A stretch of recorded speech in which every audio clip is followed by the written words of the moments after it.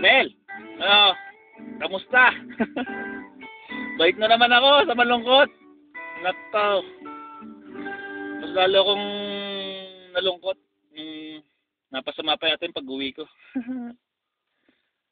Mas mahirap pala yung pag-umuwi. Babalikan. Nung unang alis ko, okay lang eh. Parang excitement kasi naramdaman ko eh. So, ngayon, medyo malungkot. Mas na-homesick ako ngayon nung bumalik ako dito. Kamusta na? Kamusta lang kay Hami? At saka, kamusta lang sa lahat dyan? Kala Butchoy, sa Dalas sa Kambal, Nanay Duneng, si Reggie, si Noel, Ron, Prim, kamusta lang ka? Si Always, Marie. Diyan sa looban, sa lahat. Kung mapanood nyo to, anyway, andito ako ngayon sa labas ng bahay. Kahatid ko lang sa ate ko. Saka dalawang bata kay Jody and Jed. Pakita ko sa inyo yung bahay ha. Nasa harapan ako ng bahay. Yan. Oh, anyway. Yan ang bahay. Ito nyo. Nag-i-snow, no? Ang lamig. Ayan ang bahay na ate ko, yung kulay blue, parang blue.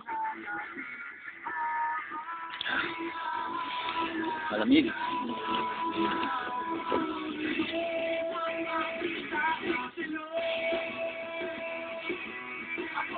Dito ngayon sa kotse ko. Medyo ano? Kamusta ano ng pinagkakabalahan mo? Ha? May trabaho na ba? Nakasal na ba? Well, pakasalan mo na, Nel. She's one of a kind. Bihira ka makahanap ng babaeng ganyan. I'm telling you. Gawin mo na lahat. Payong ano lang. Kumbaga, isipin mo na lang kung mawawala si Ami. Diba? Bihira yung babaeng ganyan.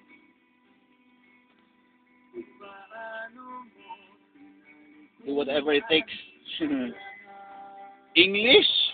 Makakapag-English na. Ayun. Miss ko na kayo. Si Rhea, si Carl, lalo na. Miss ko na si Carl. Dinig niyo ba yung Ayan. Parokya.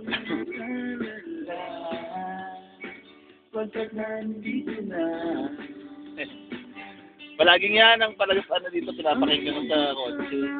Si Roy meron din. Ay, salamat nga rin pala sa MP3 na padala mo. Roy really likes it. Gusto niya. Ingit na ingit sa atin. Nakanood tayo ng PBA, di ba? Championship. Man. Sana nga raw nakauwi siya eh. Baka susunod.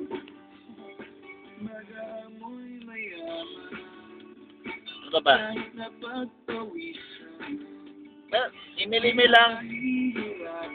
Saka Friendster. Puti na lang talaga.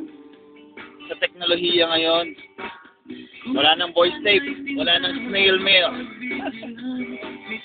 Meron na, pero meron ganito, di ba? Video mail. Tsaka, salamat sa Friendster.